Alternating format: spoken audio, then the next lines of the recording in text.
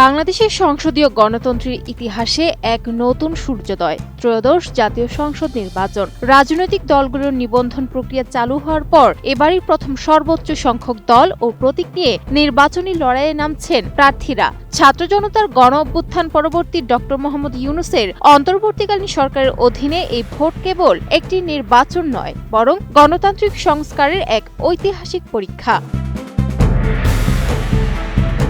নির্বাচন কমিশনের চূড়ান্ত তথ্য অনুযায়ী নিবন্ধিত ৬০টি দলের মধ্যে ৫০টি দল এবারের লড়াইয়ে শামিল হয়েছে। আওয়ামী লীগের নিবন্ধন স্থগিত থাকায় তারা মাঠের বাইরে থাকলেও বিএনপি, জামায়াত ইসলামী ও জাতীয় নাগরিক পার্টি এনসিপি সহ প্রায় সব বড় দলই পূর্ণ শক্তিতে মাঠে নেমেছে। মোট ২০২৮ জন প্রার্থী ১২ ফেব্রুয়ারির এই ঐতিহাসিক নির্বাচনে প্রতিদ্বন্দ্বিতা করছেন, যেখানে ধানের শীষ, দাঁড়িপাল্লা ও শাপলাকলি সহ মোট ১১৯টি প্রতীকে ভোট দেওয়ার সুযোগ পাবেন ভোটাররা। এর পাশাপাশি রাষ্ট্র সংস্কার প্রস্তাবের ওপর হা অথবা না অর্থাৎ গণভোট দেওয়ার অনন্য ব্যবস্থাটি নির্বাচনের গুরুত্বকে বহুগুণ বাড়িয়ে দিয়েছে। পরিসংখ্যানের বিচারে এবারের নির্বাচনের প্রার্থীর বিন্যাস বেশ বৈচিত্র্যময়। বিএনপির ধানের শীষ প্রতীকে ২৮৮ জন, ইসলামী আন্দোলন বাংলাদেশের হাতপাখায় ২৫৩ জন এবং জামায়াত ইসলামীর দাঁড়িপাল্লা প্রতীকে ২২৪ জন প্রার্থী লড়াই করছেন। এছাড়া জাতীয় পার্টি ১৯২ জন এবং গণ অধিকার পরিষদ ৯০ জন প্রার্থী দিয়েছে। বিপরীতে আওয়ামী লীগ নেতৃত্বাধীন ১৪ দলীয় জোটের শরিকরা ভোট বর্জন করলেও জাসদের ৬ জন প্রার্থীকে মাঠে দেখা যাচ্ছে।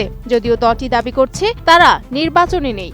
২০২৪ সালের বিতর্কিত নির্বাচনে যেখানে ২৮টি দল ছিল, এবার সেই সংখ্যা প্রায় দ্বিগুণ হওয়া অংশগ্রহণমূলক নির্বাচনেরই ইঙ্গিত বহন করে। টানা তৃতীয়বার অর্জন করেছে দেশের সেরা সুপার ব্র্যান্ড স্বীকৃতি বসুন্ধরা টিস্যু। পেছনের দিকে তাকালে দেখা যায় ১৯৭৩ সালের প্রথম সংসদ নির্বাচনে আওয়ামী লীগ ২৯৩টি আসন পেয়ে নিরঙ্কুশ জয় পেয়েছিল।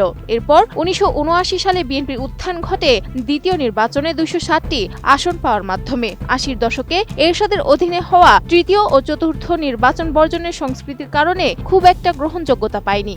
১৯৯১ সালে পঞ্চম নির্বাচনের পর দেশে গণতান্ত্রিক স্থিতিশীলতা ফিরলেও ১৯৯৬ সালের ১৫ ফেব্রুয়ারি ষষ্ঠ নির্বাচন মাত্র ১২ দিনের আয়ু নিয়ে কলঙ্কিত হয়ে থাকে।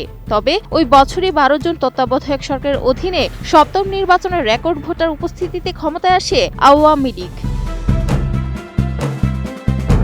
পরবর্তী সময়ে ২০০১ ও ২০০৮ সালের নির্বাচনগুলো উৎসব মুখর হলেও ২০১৪ সালের দশম সংসদ নির্বাচন বর্জনের মুখে ১৫৩ জন বিনা প্রতিদ্বন্দ্বিতায় নির্বাচিত হওয়ার কলঙ্ক বহন করে। ২০১৮ সালের একাদশ নির্বাচন রাতের ভোট এবং ২০২৪ সালের দ্বাদশ নির্বাচন আমি ও ডামি নির্বাচন হিসেবে পরিচিতি পায়। ছাত্র জনতার অভ্যুত্থানে গত ৫ আগস্ট সেই শাসনের অবসানের পর এবারের নির্বাচনকে দেখা হচ্ছে হারানো ভোটাধিকার পুনরুদ্ধারের মহোৎসব হিসেবে।